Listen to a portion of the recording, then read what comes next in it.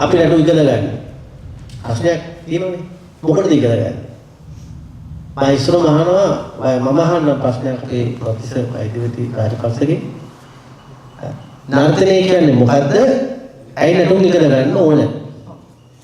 මෙහෙමයි නර්තනය කියලා කියන්නේ නැටුම කියලා කියන්නේ අපි සාමාන්‍යයෙන් නැටුම කියන වචනේ පාවිච්චි කරනවා. ඒතකොට නර්තනය කියන වචනේ සංස්කෘත භාෂාවෙත් තියෙනවා අපේ සිංහල භාෂාවෙත් තියෙනවා. මේ නර්තනය කියන එක නිර්වචනය කරනවා නැත්නම් නර්තනය කියන එකේ අර්ථ විග්‍රහය නැත්නම් අර්ථ ප්‍රකරණය ඒවා නම් අපි නිකන් ඔය වශයෙන් මහු විතර ගියාම සිංහල දැනම මොහොම නටනවා. ඒ නටන එකයි අපි මේ නැටුම් ඉගෙන ගන්න එකේ උගන්වන එක අතර වෙනසක් තියෙනවා.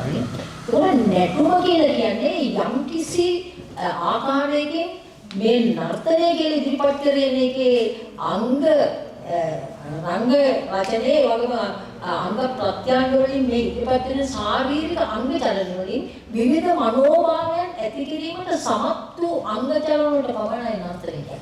අනික ඒවට නර්තනය කියන්නේ නැටුම කියන්නේ. නැටුම කියන එකේ නිර්වචනය වෙන්නේ කිසියම් අර්ථ ප්‍රකරණයක්. එහෙම අර්ථයක්. එහෙම නැත්නම් ශාරීරික අංග චලන වලින් කිසියම් මනෝභාවයක් විධිමත් විදියට ඇති කරන්න පුළුවන් නම් ඒක තමයි නැටුම කියන්නේ. නැතෝ සමහර අය ටිකක් වැඩිපුර බීම බීවමත් නටනවා.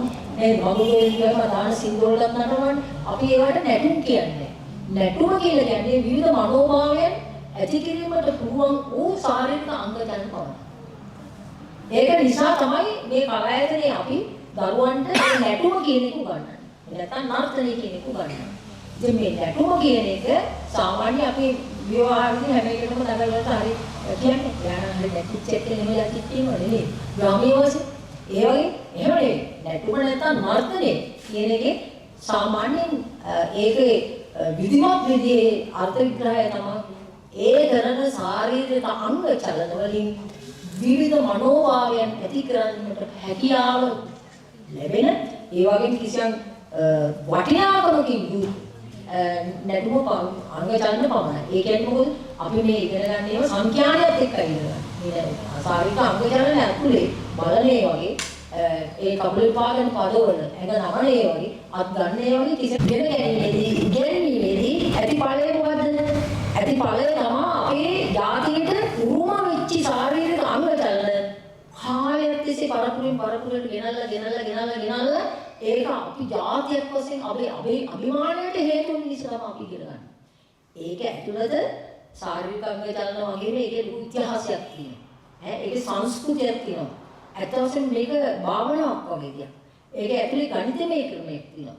ඒක ඇතුළ අංග රචනයක් තියෙනවා. අංග රචනයේදී දැන් අපිට බුලත්පද කියන එක ගත්තොත් අපිට ඕන විදිහට බුලත්පද නටන්න බෑ. ගුරුකුලෙන් අපිට කියලා දීලා තියෙනවා බුලත්පද කියන එක දෙවියන්ට පිරිනමන එක. එතකොට දෙවියන්ට පිරිනමනවා පුරත් ගුරුන්ට පිරිනමනවා, බුදුන්ට පිරිනමනවා, එන අමුත්තන්ට පිරිනමනවා, අපි පිළිගැනීමට ගන්නවා. නමුත් ඒක නෙවෙයි අපි හෝම්වර්ක් අංගාරයේ ඉදිරිපත් කරන බුලත්පදේ කියන එක ඒකේ තියෙනවා වෙනස් කරන්න බැරි චලන රටක්. නිකන් නටලා හරියන්නේ. ආන්නේ ඒක නිසා අර අපිට අපි ජාතික වශයෙන් අපේ සිංහල ජාතියට උරුම වෙච්ච ශිල්ප සාහිත්‍ය තමයි අපි ඉගෙන ගන්න. නැත්තම් කාලයක් තිස්සේ අපිට අස්පර්ශිත සහ පරිචිත අල්ලන්න පුළුවන් අල්ලන්න බැරි අංග චලන තමයි ඒ නර්තනය ඇතුළේ තියෙන්නේ.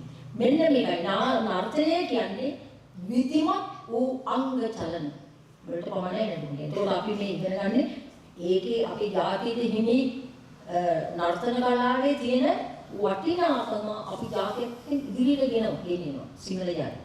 ඒ වගේම තමයි දමිළාය. ඒ වගේම උඩරට පහතරට ඒ තියෙන ගුරුකුල. මේක ඉගෙන ගන්න ඇත්ත වශයෙන්ම අපිට හිමිකම් තියෙන දේ අපි රැක ගන්න ඕන නිසා. අභිමානින් යුතු එකයි.